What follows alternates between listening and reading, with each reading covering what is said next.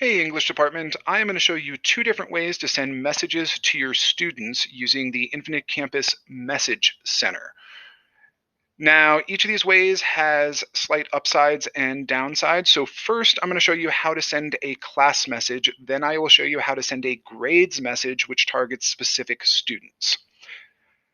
If you come over to the menu bar here, which can be accessed through the three dashes, you'll want to go down to Message Center. If you click on Message Center, you'll come over and check New for a new message. And then you want to choose the type of message. Now, here's where there are the different types: class message, grades message, missing assignment message.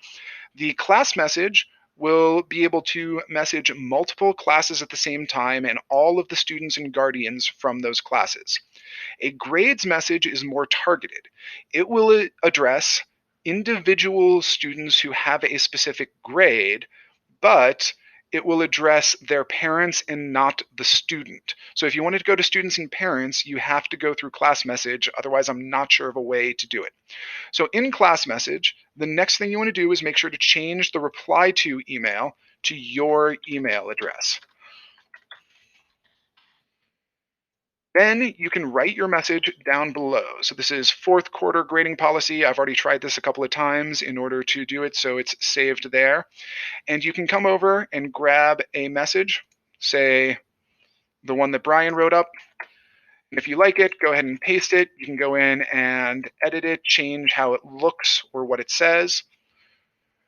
And if you are going to be sending out this email multiple times or want to have access to it later, I highly recommend saving it as. Save as allows you to save a template for later. Now, if I come over here, any templates that I personally saved would be under user. There are also general ones that are saved to the district. I saved one to teacher a little bit ago. Now, there are lots of different templates, and as you come down, you can see there's a distance learning grading policy. That's the one I did, and distance learning participation, which I haven't looked at. It's not mine. If I click distance learning grading policy, it'll fill in my message with what I had written previously. It's a variant on Brian's that's more general and just explains the grading policy in order to go to everyone. Once I am set with my message and I have saved a template if I want, I can click Next.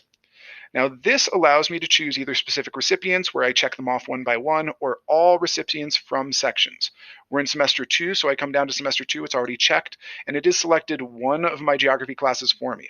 Now, if I want to email multiple classes, I can just check those as well. Now, here's the part that a lot of people miss. Check students if you want it to go to students. Check student messenger contacts for parents and guardians. If you only want parents and guardians, you can uncheck students. If you only want students, you can uncheck that one, or you can check them both and have it go to everyone.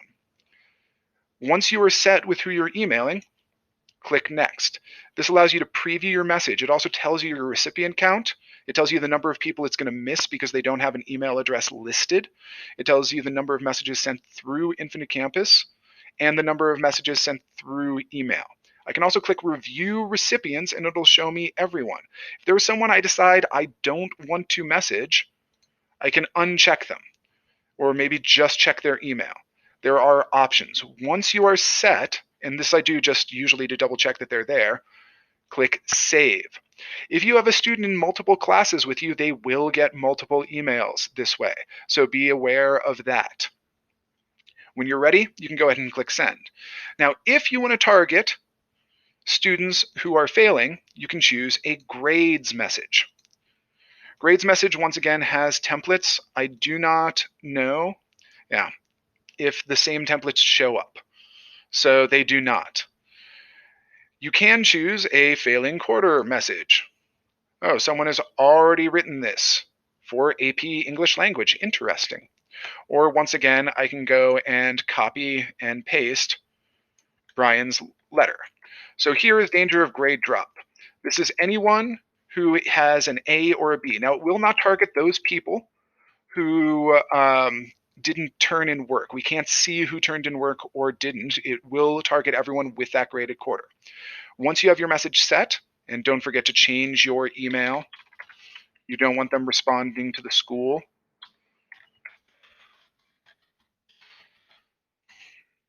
Click Next. Now you can choose one section at a time, and unfortunately you have to do this over and over for each section. You want to choose posted grades. Also, make sure you're in semester 2 when you choose those sections, not semester 1. You choose gradebook scores. So I'm targeting people who are failing and people who are failing at quarter 3. That's the grades that posted to quarter 3.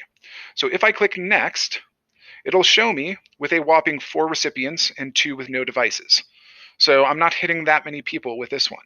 And in fact, this class only had 2 kids who were failing. So that's 4 parents or guardians that it's trying to reach, and only 2 of them it's able to, 1 through email and 1 through process inbox. Here's my list, my 2 students, the 4 people. Now it's trying. Now, if I go back and I target both C's and F's, you will see I'm suddenly up to 32 recipients, 8 with no devices, 18 processes, 19 emails, and 12 voice text. It looks like it's going to try to voice or text, so you might want to keep your message brief for this if you choose voice text. If I review recipients, it shows me all the people who had C's or F's from this class at the quarter. I can now click send, and it will go to everybody. So those are the upsides and downsides. I do recommend a class message. I think it makes life easier.